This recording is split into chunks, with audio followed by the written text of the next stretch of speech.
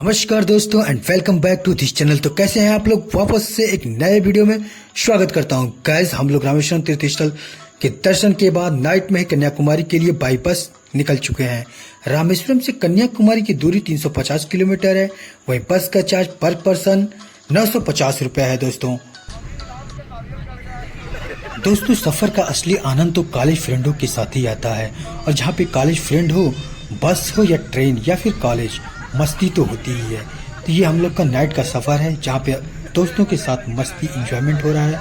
और इंजॉयमेंट में ही न जाने कब 6 घंटे का सफर यूं ही चुटकियों में बीत गया, कुछ पता भी न चला।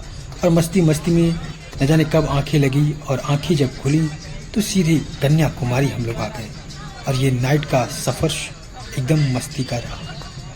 दोस्तों ये इंडिया का उप पॉइंट त्रिवेदी संगम है, जहां माता पार्वती ने सालों साल तपस्या करके महादेव को प्रसन्न किया था। यह जगह उनके नाम से प्रसिद्ध हो गई, जहां विवेकानंद जी ने तपस्या करके इसकी प्रसिद्धि को और बढ़ा दिया। दोस्तों अगर आप इस वीडियो के थ्रू हमारे चैनल से फर्स्ट टाइम जुड़ रहे हैं तो हम आपको बता दें कि ये हमारा साउथ इंडिया का टूर है, जिसके अंदर हम पहले आप लोगों को लेकर गए थे तिरुपति धाम, उसके बाद लेकर गए थे रामेश्वरम धाम, और उसके आगे सफर को कंटिन्यू करते हुए हम लोग लेकर आए आपको कन्याकुमारी।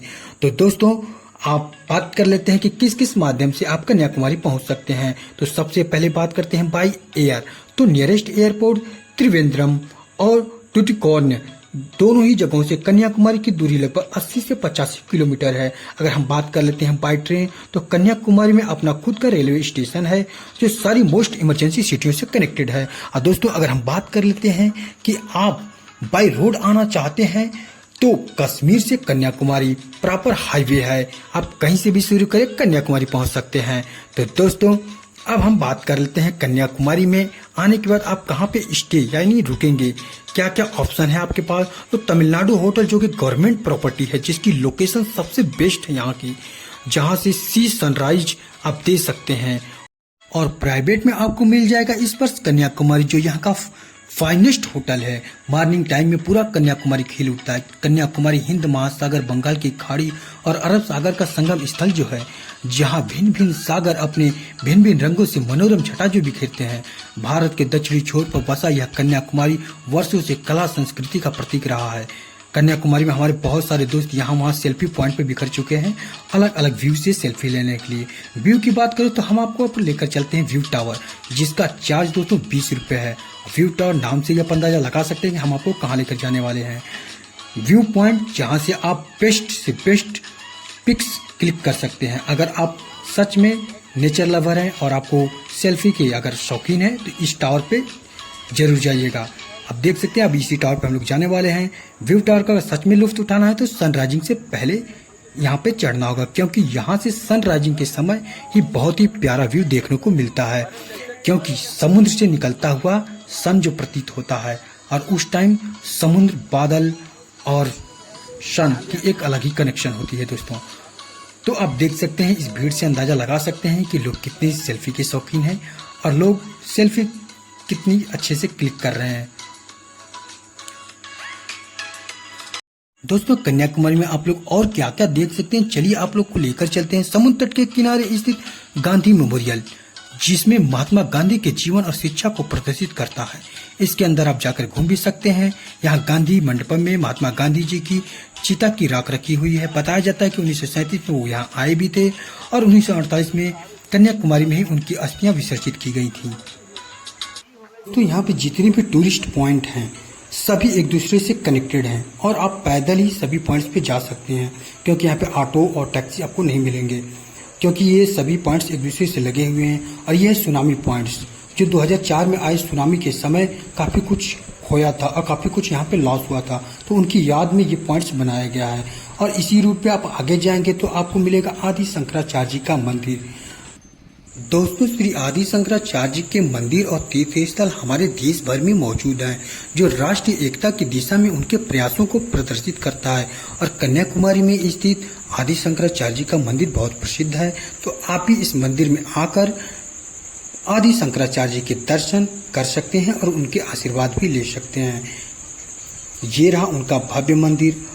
तो दोस्तों अब हम लेकर चलते हैं कन्याकुमारी का सबसे फेवरेट जगह यानी सनसेट बीच, जहाँ पे लोग मौज मस्ती और सेल्फी लेते हुए आपको नजर आने वाले हैं। तो आप इस पॉइंट को मिस मत करिएगा, वरना लोग यही कहेंगे कन्याकुमारी में गए तो ये ना देखा तो फिर क्या देखा। जी हाँ दोस्तों, आप आइए और इस कन्याकुमारी में इस बीच का आनंद लीजिए। तो आपको हम अब लेकर चलते हैं कन्याकुमारी में। लोग आते हैं तो सबसे ज़्यादा किस की तरफ आकर्षित होते हैं? Vivekananda rock memorial. जी हाँ दोस्तों, जो भारत के सबसे दक्षिणी सिरे कन्याकुमारी में एक स्मारक और लोकप्रिय पर्यटकों का आकर्षण का केंद्र बना हुआ है। अधिकतर पर्यटक इसी स्मारक को देखने के लिए आते हैं, जो मुख्य भूमि से 500 मीटर की दूरी पर स्थित है। वहां पहुंचने के लिए आपको 15 मिनट की नौका यात्रा करनी होगी, जो मौसम के आधार पर सुबह 8 बजे से शाम 4:30 बजे या फिर सुबह 7 बजे से शाम 5:30 बजे तक चलती है, जो कि मौसम के आधार पर निर्भर करती है। इसे 1970 में स्वामी विवेकानंद के सम्मान में बनाया गया था, जिनके बारे में कहा जाता है दोस्तों कि वो इन्हीं चट्टानों पर ज्ञान की प्राप्ति किए थे। मेमोरियल के अंदर ही मेडिटेशन हॉल भी है, जहां पर आप जाकर मेडिटेशन कर सकते हैं अगर आपके पास समय है तो। वहीं विवेकानंद मेमोरियल के दूसरे साइड पर दक्षिण भारत के कबीर कहे जाने वाले तिरुवल्लुवर जी की प्रतिमा है, जो दक्षिण भारत के महान संत थे। 133 फुट की इस प्रतिमा का शिलान्यास 1979 में तत्कालीन प्रधानमंत्री मोरारजी देसाई के द्वारा उसकी शिलान्यास आधार रखी गई थी। दोस्तों आइए अब हम आपको लेकर चलते हैं कुमारी अम्मन मंदिर, जिनके नाम पर इस शहर का नाम पड़ा था। तो दोस्तों कहा जाता है कि इस मंदिर को 52 शक्ति पीठों में से एक माना जाता है। ऐसा भी कहा जाता है भगवान शिव ने असुर वड़ासुर को वरदान दिया था कि कुमारी कन्या के अलावा किसी के हाथों उसका वध नहीं हो सकता है। और प्राचीन काल में भारत पर शासन करने वाले राजा भरत की पुत्री कुमारी को शिव से अत्यधिक प्रेम था और शिव को पाने के लिए सालों तपस्या करती रही, लेकिन उनके हाथों वड़ासुर का वध होने वाला था, इसलिए शिव जी नहीं आए और अंततः वड़ासुर का वध हुआ।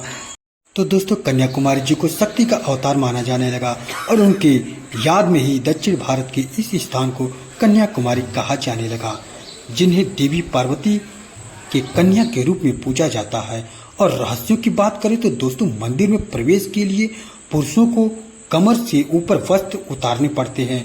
तो माता के दर्शन अगर आपको पाना है तो तभी मिलेगा जब आप वस्त्र उतार के जाएंगे।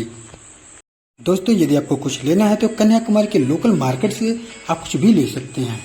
दोस्तों कन्याकुमारी में कुछ और समय बिताना चाहते हैं तो थानुमलाई मंदिर भी जा सकते हैं, जो त्रिदेव को समर्पित एक पवित्र मंदिर है। कन्याकुमारी में ही आदि केशव पेरुमल मंदिर भी जा सकते हैं।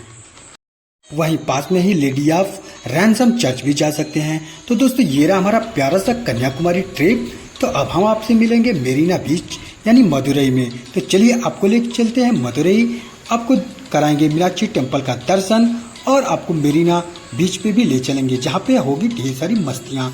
तो चलिए जल्दी से